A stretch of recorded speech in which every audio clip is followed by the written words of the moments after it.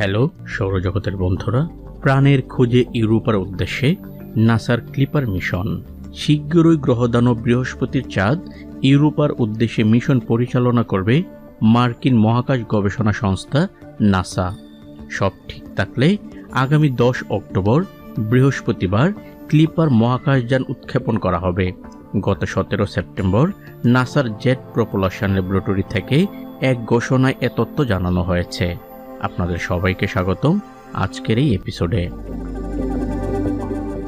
নাসার planetary science বা গ্রহবিজ্ঞান বিভাগের ভারপ্রাপ্ত পরিচালক জিনা ডিব্রাসিউ বলেন, আমরা যে নতুন জায়গায় যাওয়ার সুযোগ পাচ্ছি সেখানে আগে কখনো গভীরভাবে অনুসন্ধান চালানো হয়নি।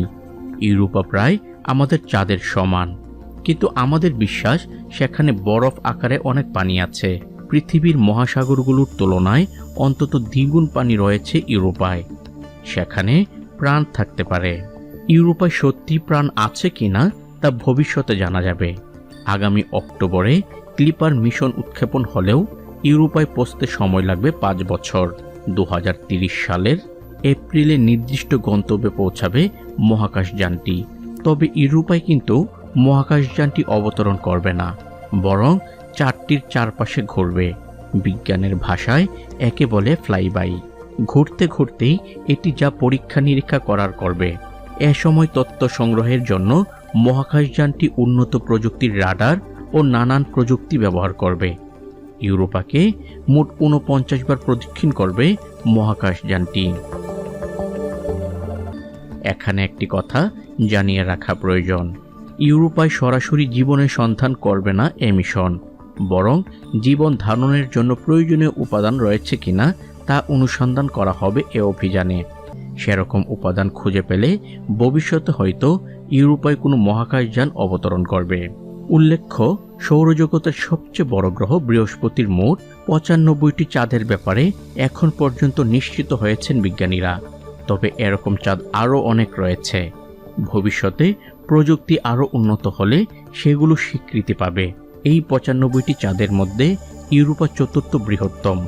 এর পৃষ্ঠের নিচে বরফ থাকার সম্ভাবনা আছে বলেই নাসা ইউরোপায় মিশন পরিচালনা করছে। ভাবতে পারেন ইউরোপায় বরফের বিষয়টা কিভাবে নিশ্চিত হলো নাসা? এটা কি শুধু অনুমান নাকি কোনো প্রমাণ আছে? আসলে শুধু ইউরোপার উদ্দেশ্যে এটাই নাসার প্রথম মিশন হলেও এর আগে ভয়েজার 1 ও 2 এসব গ্রহ উপগ্রহের পাশ দিয়ে চলে গেছে সৌরজগতের বাইরে। তাছাড়া 1972 ও 73 সালে পায়োনিয়ার 10 ও 11 মিশন পরিচালনা করে নাসা। দুটি মিশনই বৃহস্পতিকে প্রদক্ষিণ করে। তখন ইউরোপার কিছু ছবি তুলেছিল এই নভোযানগুলো। সেসব ছবি বিশ্লেষণ করে বরফের বিষয়ে নিশ্চিত হওয়া গেছে অনেক আগেই। এখন তাই নির্দিষ্ট করে শুধু ইউরোপার উদ্দেশ্যে যাচ্ছে ক্লিপার মিশন।